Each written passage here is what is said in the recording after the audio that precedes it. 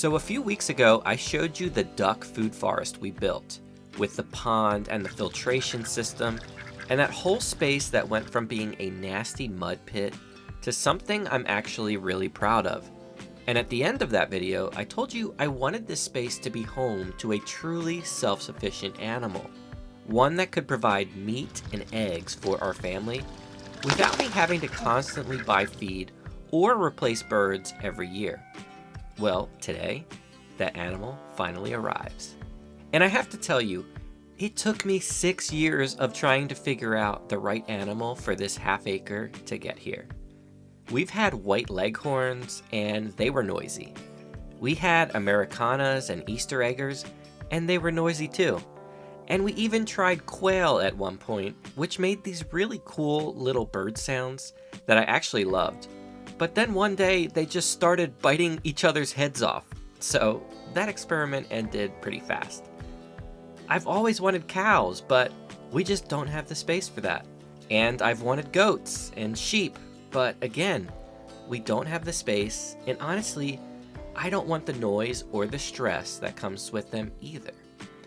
I've also considered rabbits more times than I can count, and just never went for it. I've had roosters, and I always despised the noise, every single time. And then I really thought I'd finally found the answer when we got Khaki Campbell ducks, because I loved how many eggs they laid, and for a while they were actually pretty quiet, and I thought I had it all figured out.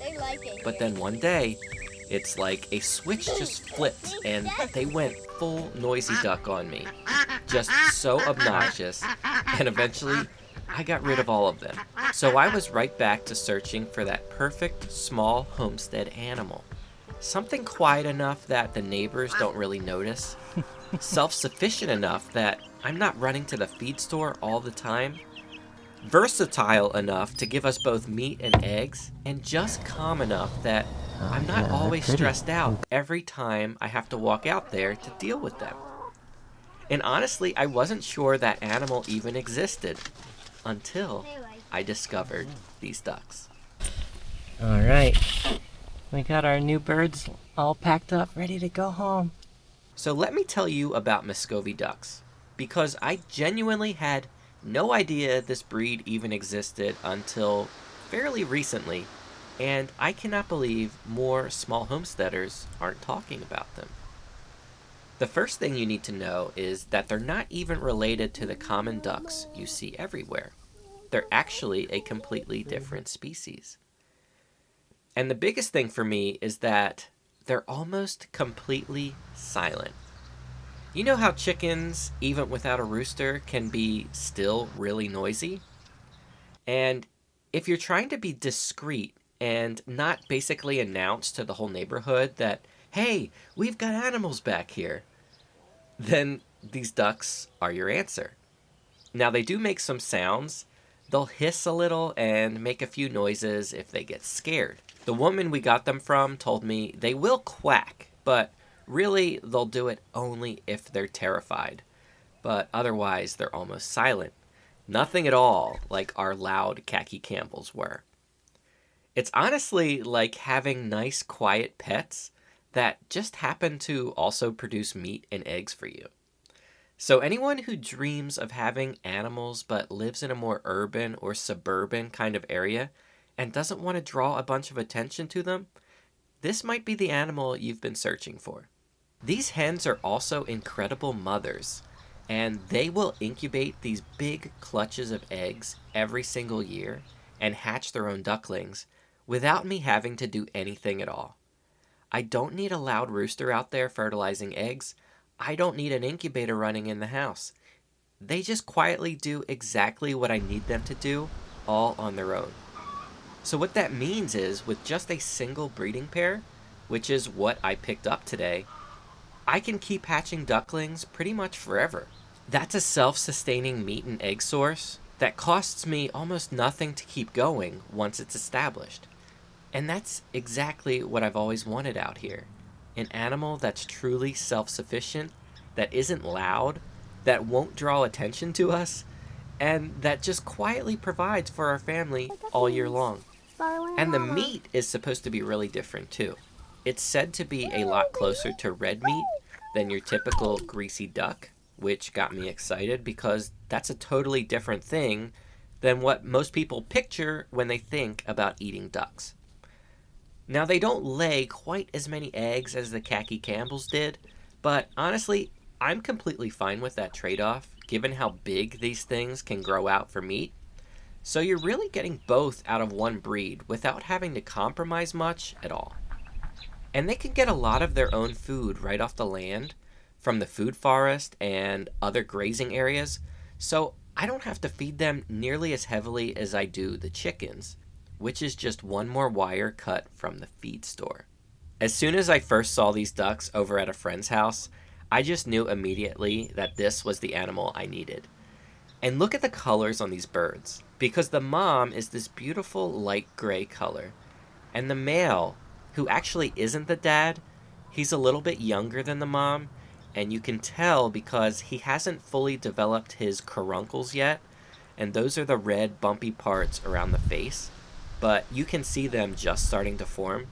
He's got this gorgeous black color with kind of a greenish sheen to the feathers, almost like these black copper morans we used to have. They're just stunning birds, honestly. Now, the mom was actually causing some issues at her old home because she was so protective of her ducklings that it was creating problems with the other hens there. So a fresh start is really welcome for all of them here. And honestly, that protective instinct is exactly what I want, because that's the mom who's going to hatch clutch after clutch for us going forward. So this is the space I built for them, the duck food forest with that pond and the self-cleaning filtration system, all the Jerusalem artichokes and crimson clover and lamb's quarter, everything we built and planted for the ducks that were living here before. And now it's got new permanent residents. So here's how this whole thing is going to work. Right now, the mom and the male and the ducklings are all going to stay together in this duck food forest area. I'm going to just let them settle in and get comfortable and let the mom keep doing her thing with those babies. Then, once the ducklings mature and I actually know what I've got, which ones are males and which ones are females, they'll get moved to different areas of our property depending on what their sex is. The females will get integrated into our chicken run, and the males will go into mobile tractors to graze our big garden plot in between rows, kind of like what we did last year with our Cornish cross chickens, except these are way quieter and they're going to be permanent.